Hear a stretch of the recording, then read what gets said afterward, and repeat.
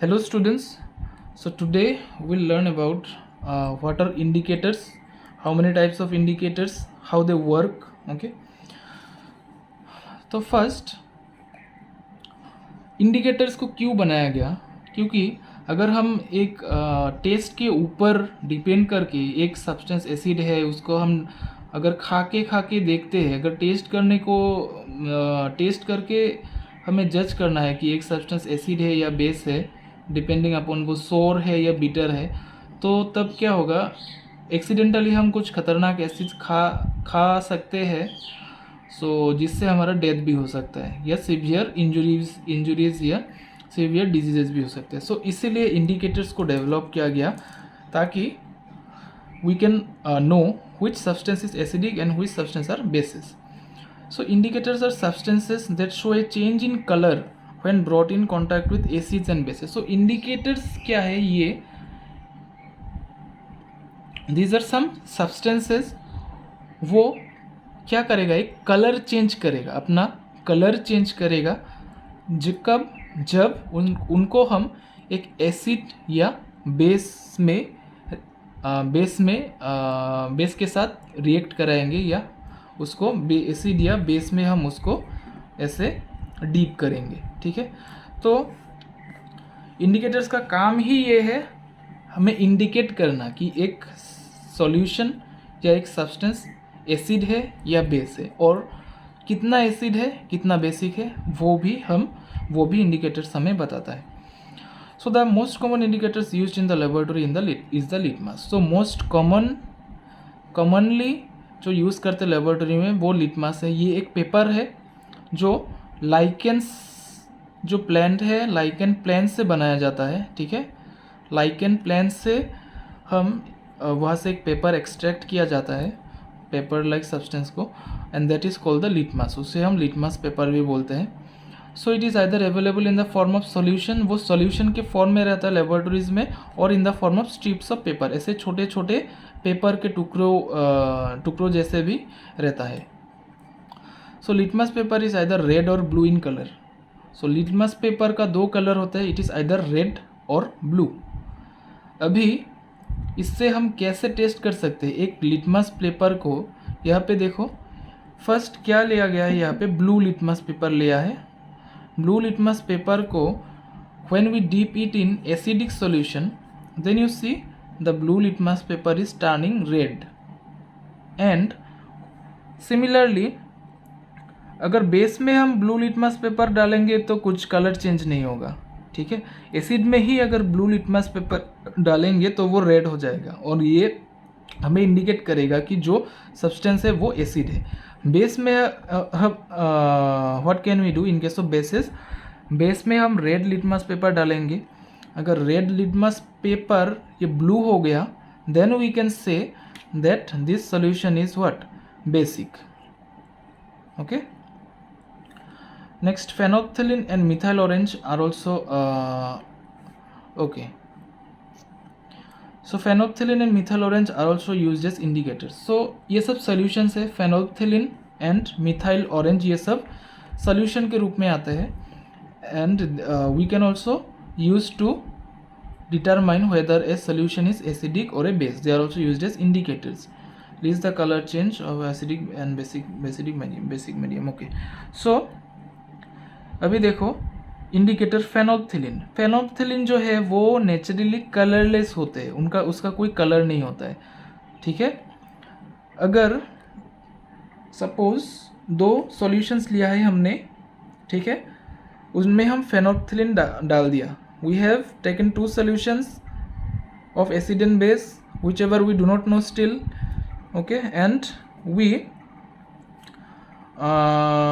Add phenolphthalein to the two solutions drop by drop.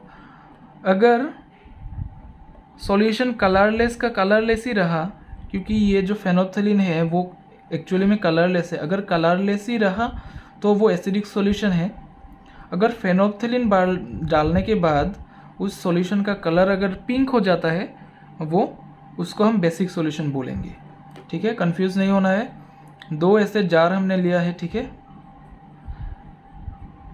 इसमें हम acid लिए हैं, ठीक है, नाउ इफ़ वी पोर, यहाँ पे अगर फेनोल्फथलीन डालते हैं तो अगर एसिड होगा वो कलरलेस ही रहेगा, क्योंकि फेनोल्फथलीन अपने आप में ही कलरलेस है।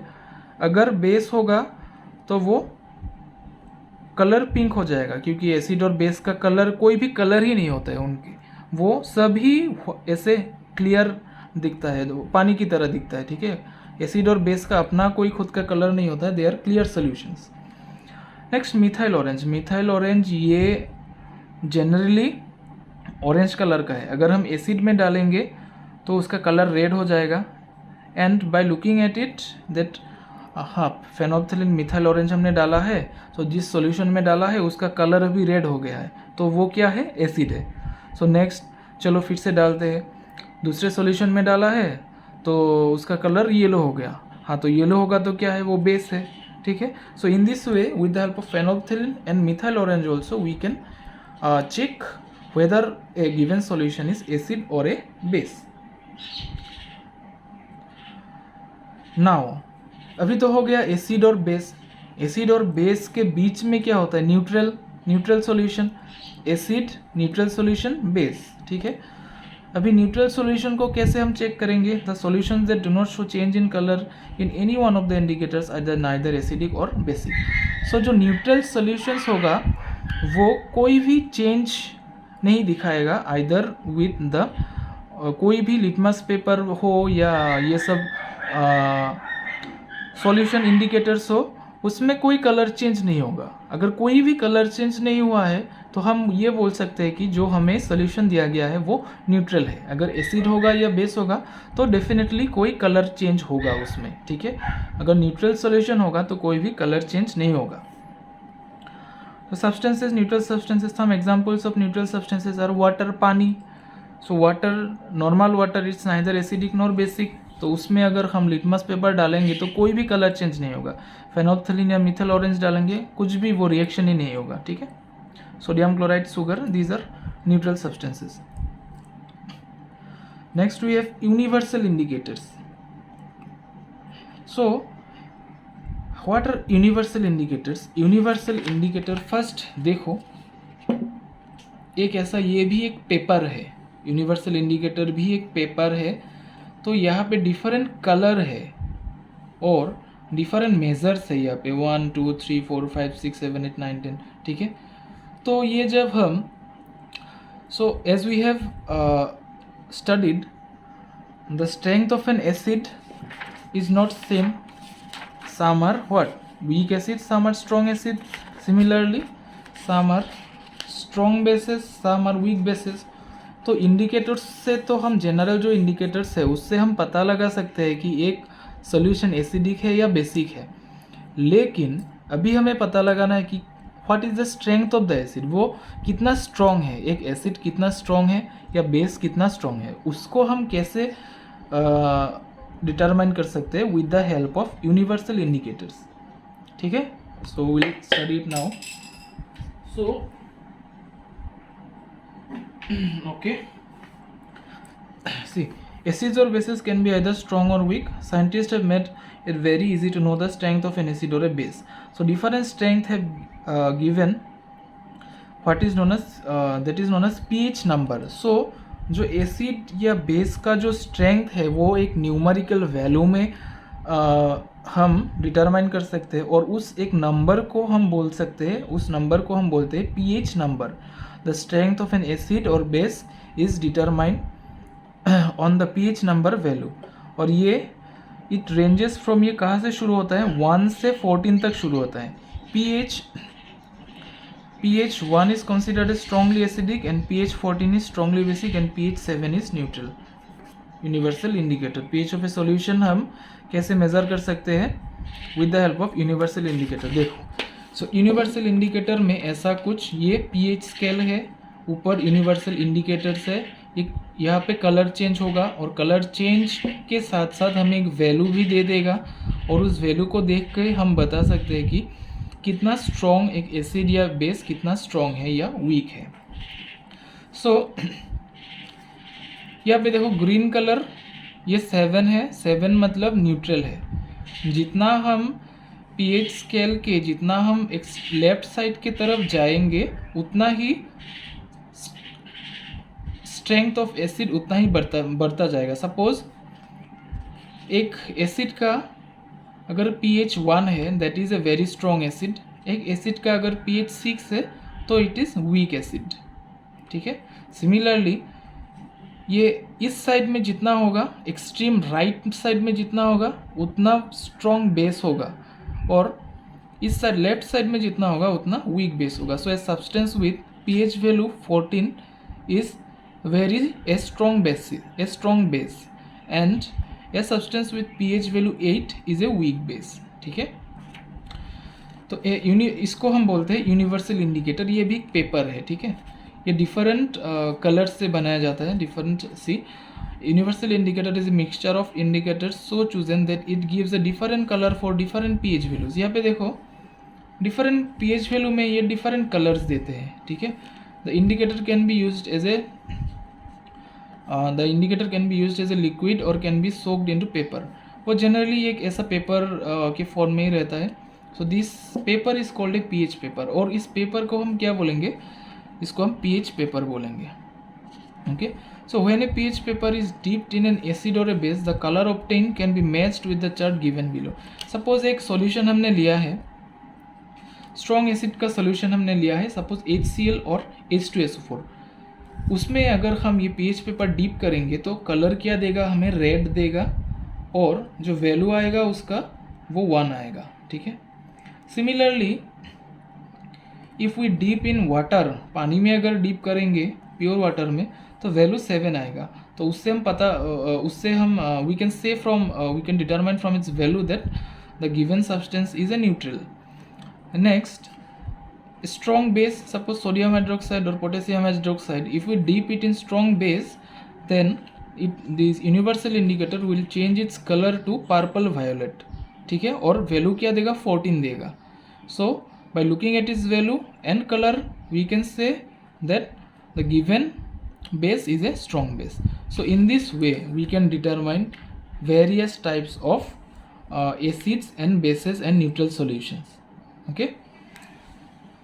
So okay, next we have natural indicators. So अभी तक हमने जितना पढ़ा वो सिंथेटिक इंडिकेटर्स था, चाहे वो लिटमस भी एक नेचुरल इंडिकेटर ही है, लेकिन ये सब सिंथेटिक इंडिकेटर्स हैं, ठीक है। फेनोल्फथालीन, मिथाइल ऑरेंज, बिकॉज ये these are prepared, these are made up of chemicals. So natural indicators ये प्योरली नेचुरल है। कुछ फ्लावर्स या फ्रूट्स या वेजिटेबल्स के डिफरेंट पार्ट्स से हम टेस्ट कंडक्ट कर सकते हैं एसिड और बेस डिटरमाइन करने के लिए। So will study one by one. So indicators can be prepared very easily from brightly coloured parts of plants such as flowers, China rose, roots, beetroot, stems, turmeric के stems and red cabbage के leaves, ये सब से भी हम indicators बना सकते हैं। कैसे? So indicator solution can be prepared by boiling the coloured parts of the plant such as petals in water for some time and straining out the plant part.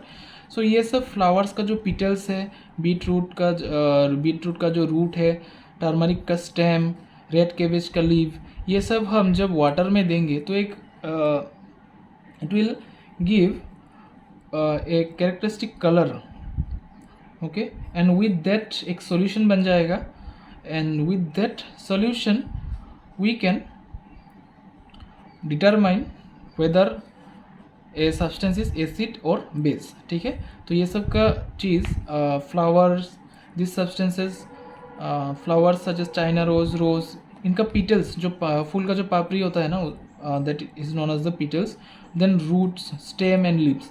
सो इन सब चीज़ को पहले क्या करना है, we have to boil it in water. When we will boil it in water they will give out some characteristic colour, कुछ colour देगा such as red cabbage leave.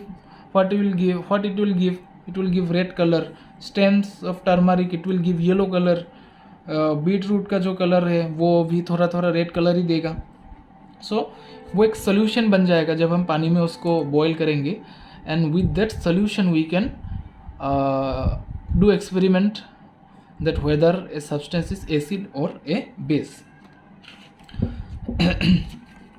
तो यहाँ पे देखो red cabbage juice will change, red cabbage juice इसका generally जो colour होगा वो रेड कलर होगा. It will change to deep red with acid. इसको जब हम एसिड में डालेंगे तो एक एसिड या बेस का तो कोई भी कलर नहीं होता है, इट्स ट्रांसपेरेंट, ऐसा वाइट कलर रहता है. ठीक है. सो रेड कैबेज जूस जो हम बनाया है, रेड कैबेज लीव्स से बनाते हैं. कैबेज का जो लीव है, लीव से रेड कैबेज जूस जो हमने बनाया है सोल्यूशन, इफ़ वी उसको अगर हमने एसिड में डाल दिया, so it will change to deep red colour. The red colour will change to even more deep red and we can say that yes, this is an acid. or to purple with neutrals. Neutral solution में डालेंगे तो वो क्या होगा, it will change to purple color. ठीक है, this is purple color. and to green and yellow with bases. Base में क्या कलर चेंज करेगा, वो ग्रीन या येलो कलर में वो चेंज हो जाएगा. And by looking at the colour change we can say that this substance is acid and this substance is a base and this substance is a neutral. So likewise onion juice also shows a similar color changes. Okay, onion juice से भी हम ये experiment कर सकते हैं. So you can directly put some rose petals in a dish containing vinegar or lemon and a few petals in a soap solution and see the difference in color. So यहाँ पे एक activity दिया गया हुआ है. So first same यहाँ पे जो that what I have explained, you read it yourself. Okay, same experiment. First we are to make a solution with different parts of different plants, and that solution if we put it in acid, a base or a neutral solution, it will give different color. Okay, and by looking at the color change we can say that this substance is acid, this substance is base and this substance is neutral. Then lastly we have salts. नमक, देश का नमक, टाटा नमक. So salt as you know जो large scale में जो बनता है वो it's made from the sea water. sea water से salt large scale में बनाए जाते हैं. but salt हम लेबोरेटरी में भी बना सकते हैं. ठीक है. See, salt is a general term used for the substance that are formed when an acid and a base react with each other. This is called a neutralization reaction. So जब एक acid को base के साथ हम react करते हैं, when an acid reacts with a base, then it forms a salt. Class করতেছি একটা কথা শুনো ও অনলাইন. আচ্ছা শুনো, দুপুরবেলা আমাদের বাড়িতে তুমি ভাত খাবা. কে খাবার? এই যে পুচকির বার্থডে আছে, তো দুপুরে ঝামেলা মিটাই দিলাম, বুঝছো? এই জন্য আচ্ছা দুপুরে খাবা কিন্তু, হ্যাঁ রান্না না করে দিতেছি মাসিকে. হ্যাঁ ঠিক আছে, ঠিক আছে. So salts can be general. Salt is a term used for the substances that are formed when an acid and a base react with each other.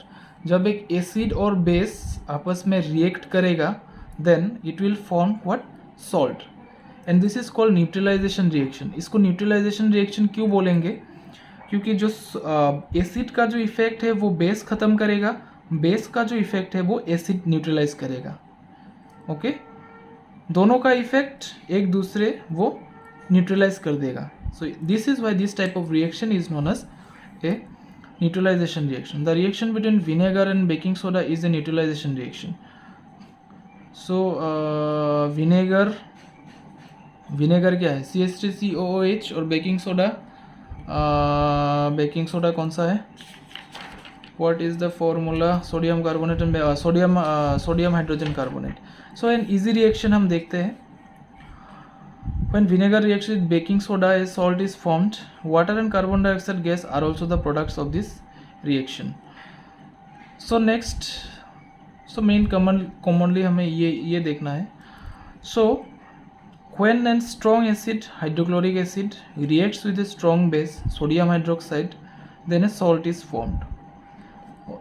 ये भी बोल सकते हैं हम, when an acid reacts with a base, a salt is formed. See, HCl, so hydrochloric acid plus sodium hydroxide acid, this is base, this will react to form a salt plus water. Now अभी what is the strength of the salt? अभी जो acid है या base है कौन सा ज़्यादा strong है उसके ऊपर डिपेंड करके जो सॉल्ट बनेगा उसका प्रॉपर्टीज वैसे ही चेंज होगा. So see salt can be acidic, basic और न्यूट्रल. सॉल्ट भी एसिडिक सॉल्ट हो सकता है, बेसिक सॉल्ट हो सकता है और न्यूट्रल सॉल्ट भी हो सकता है. So acidic salts are formed when a strong acid react with a weak base. देखो जब एक स्ट्रॉन्ग एसिड एक वीक बेस के साथ रिएक्ट करेगा तो वो क्या बनेगा, एक एसिडिक सॉल्ट बनेगा. क्योंकि एसिड तो स्ट्रॉन्ग है यहाँ पे लेकिन बेस क्या है, वीक है. तो बेस क्या करेगा, it will neutralise some part of the acid because the concentration और the strength of the acid will be more than the base. The base cannot completely neutralize whole of the acid. So this is why some acidic property will be left in the salt which will be produced. जो salt जो form होगा उसमें कुछ acidic properties भी रह जाएगा क्योंकि जो base होगा वो completely जो strong acid है उसको neutralize नहीं कर पाएगा. ठीक है, तो उस salt को हम बोलेंगे acidic salt. नेक्स्ट उल्टा भी हो सकता है, वीक एसिड स्ट्रॉन्ग बेस. जो वीक एसिड जो स्ट्रॉन्ग बेस होगा, जो वीक एसिड होगा वो स्ट्रॉन्ग बेस को कम्प्लीटली न्यूट्रलाइज नहीं कर पाएगा. सो कुछ बेसिक कैरेक्टर्स रह जाएगा और जो सॉल्ट बनेगा उसको हम बोलेंगे बेसिक सॉल्ट. नाउ अभी दोनों अगर बराबर हुआ, स्ट्रॉन्ग एसिड स्ट्रॉन्ग बेस, तो जो स्ट्रॉन्ग एसिड है वो स्ट्रॉन्ग बेस के इफेक्ट को कम्प्लीटली न्यूट्रलाइज करेगा, जो स्ट्रॉन्ग बेस है वो स्ट्रॉन्ग एसिड के इफेक्ट को कम्प्लीटली न्यूट्रलाइज करेगा. सो रिजल्ट में क्या बनेगा, एक न्यूट्रल सॉल्ट बनेगा. ठीक है, सो सॉल्ट कैन बी दस एसिडिक, बेसिक सॉल्ट और neutral salt depending upon the reactance. Okay, next neutralization reaction. These are common in our everyday life. So some neutralization reaction we come across in our everyday life. देखो when a bee stings, मैंने पहले भी कहा है, it injects an acid into the liquid. वो ant या bee जब काटते हैं ऐसा तो वहाँ पे क्या होता है, जलन होता है. So this is because of the what? This is because of an acid. उनके जो स्टिंग्स होते हैं उनमें एसिड होता है. That acid is the formic acid. We have got here that acid is the formic acid. ठीक है, और अभी एसिड को हम जब हैव यू थॉट हम क्या लगाते हैं, चूना लगाते हैं ना. चूना is nothing but what, calcium carbonate. ठीक है, कैल्शियम यस, वहाँ पे हम क्या लगाते हैं, चूना लगाते हैं और कुछ लोशंस भी लगा सकते हैं, कैलेमाइन. लेकिन मेनली बात हम कुछ भी लगाते हैं, मेनली बात ये है यहाँ पे जो एंड के जो स्टिंग है, बाइट है, वहाँ पे एक एसिड होता है, फॉर्मिक एसिड. एंड एसिड के इफेक्ट को न्यूट्रलाइज करने के लिए हमें एक बेस यूज़ करना पड़ेगा उसके ऊपर. We are to apply some base, maybe it may be some medicines और ट्रेडिशनली हम चूना लगाते हैं. ठीक है, बिकॉज चूना है वो क्या है, कैल्शियम कार्बोनेट है, वो एक बेस है and this base neutralises the acid. Then indigestion, as I have already said, indigestion जब स्टोमक में बहुत ज़्यादा एसिड सेक्रेशन होता है या बहुत ज़्यादा एसिडिक फूड हम खाते हैं तो हमारे पेट में एसिड का जो लेवल है वो बढ़ जाता है and it leads to acidity. And what we do, we take antacids. और एंटासिड्स में क्या होता है, we can take baking soda also. Baking soda, sodium hydrogen carbonate, baking soda जो बेकरीज में यूज़ होता है केक्स बनाने के लिए, बिस्किट बनाने के लिए. सो बेकिंग सोडा भी हम डायरेक्ट खा सकते हैं. और मैग्नीशियम हाइड्रोक्साइड जो एंटासिड, लिक्विड एंटासिड्स है वहाँ पे होता है मैग्नीशियम हाइड्रोक्साइड. ठीक है, जो गैस का टेबलेट होता है, इनो, ये सब में भी ये सब बेस ही होता है, ठीक है, because they neutralise the acid. Then treatment of the soil. Most plants grow best in neutral soil. So plant grow करने के लिए प्लांट को एक न्यूट्रल सॉइल चाहिए. If the soil is too acidic और टू एल्कालाइन, अगर बहुत ज़्यादा एसिडिक रहेगा सॉइल या बहुत ज़्यादा बेसिक रहेगा, the plants do not grow properly. Plants properly grow नहीं करेगा, क्रॉप प्रोडक्शन कम होगा, ठीक है, और do not grow at all, it में द प्लांट्स में die also. So if soil is too acidic, a base such as quicklime, calcium oxide is added.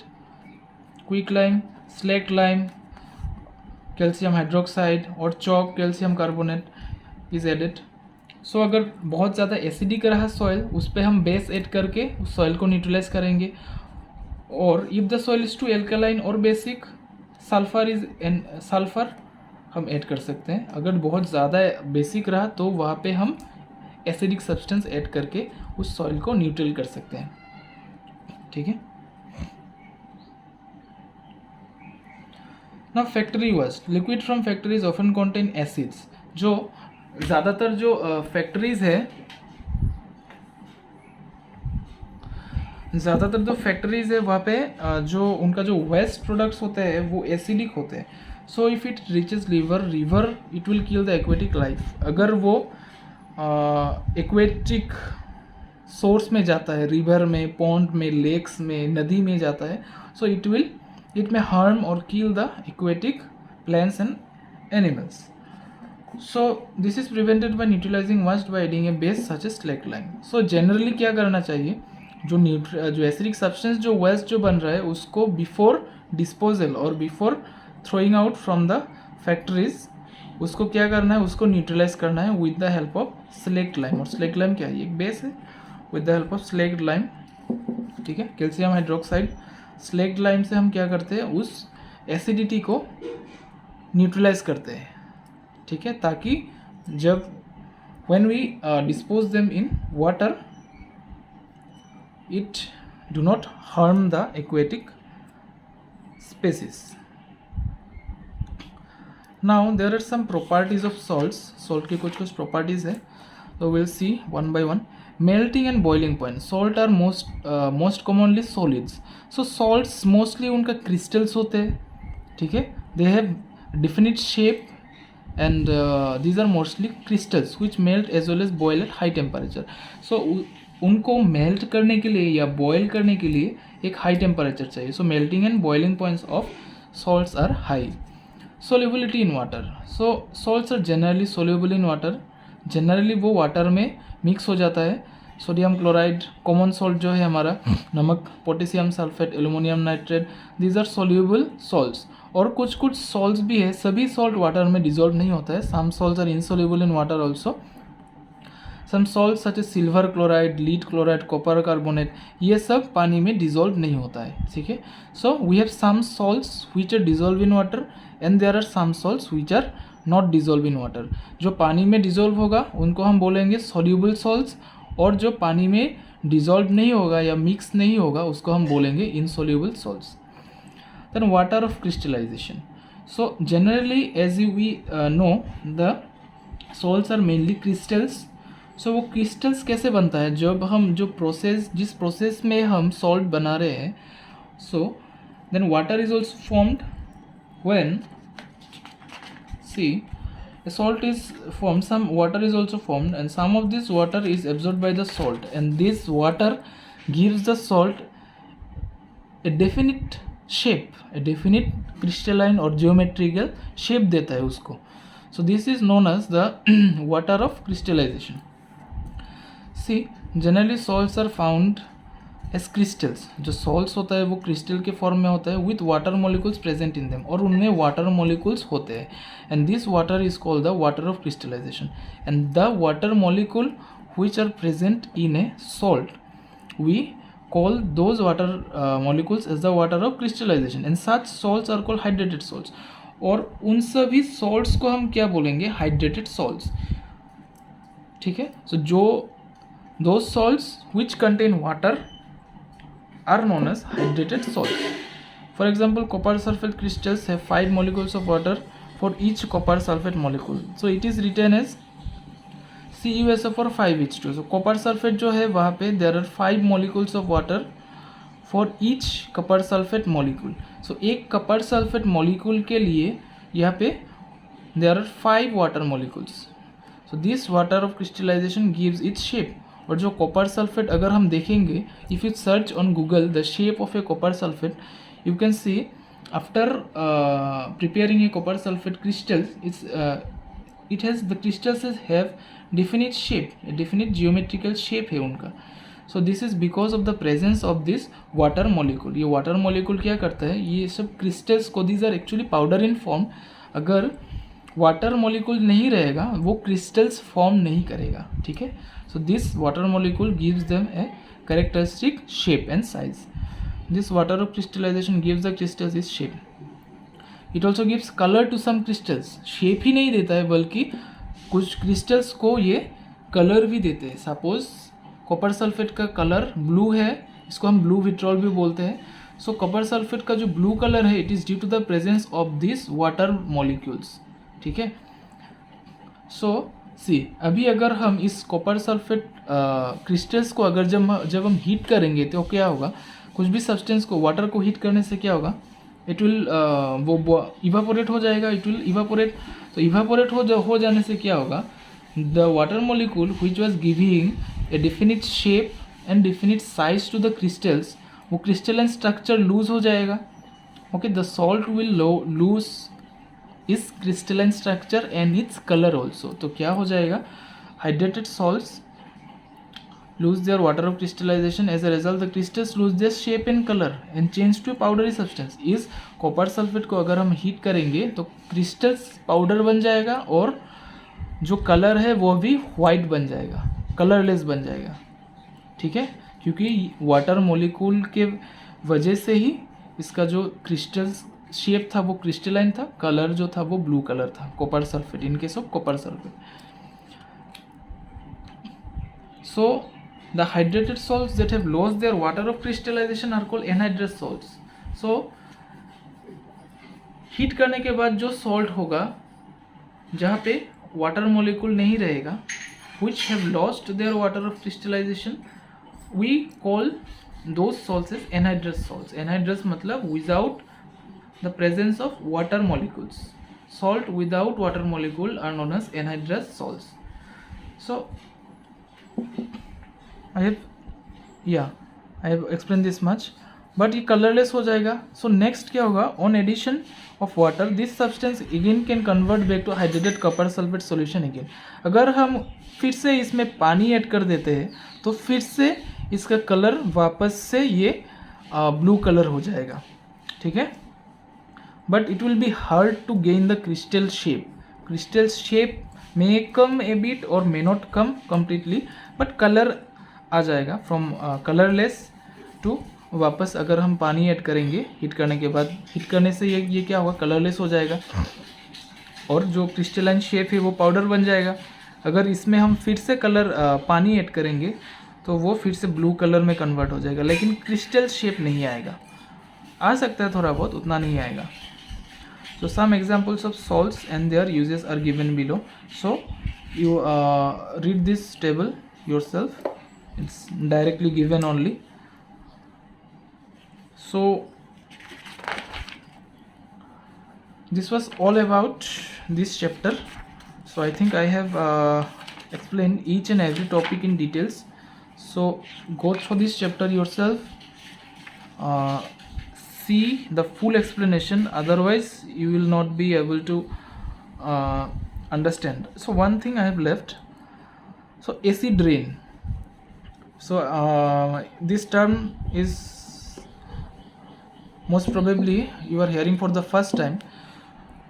So acid rain हमारे यहाँ पे नहीं होता है, बड़े बड़े इंडस्ट्रीज़ में जहाँ पे पॉल्यूशन बहुत ज़्यादा है, दिल्ली मुंबई, वहाँ पे एसिड रेन होता है. तो वहाँ पे क्या होता है, फैक्ट्रीज से कुछ पोल्यूटेंट्स निकलते हैं, जैसे कार्बन हो गया, नाइट्रोजन हो गया, सल्फ़र हो गया.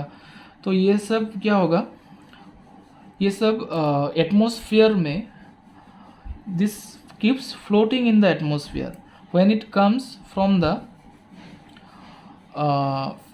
chimneys of the factories or from the automobile exhaust. Okay, so what it will do, pollutants such as sulfur dioxide and oxides of nitrogen present in the air react with atmospheric water and oxygen to form sulfuric acid and nitric acid respectively.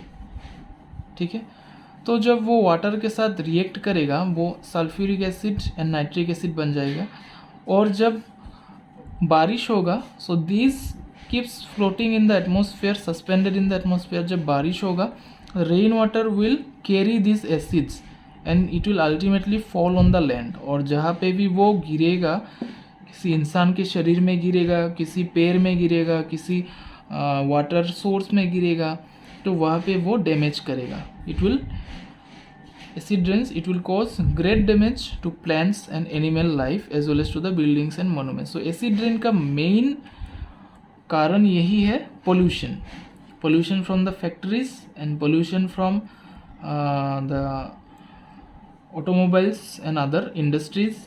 Okay, so everything is clear now.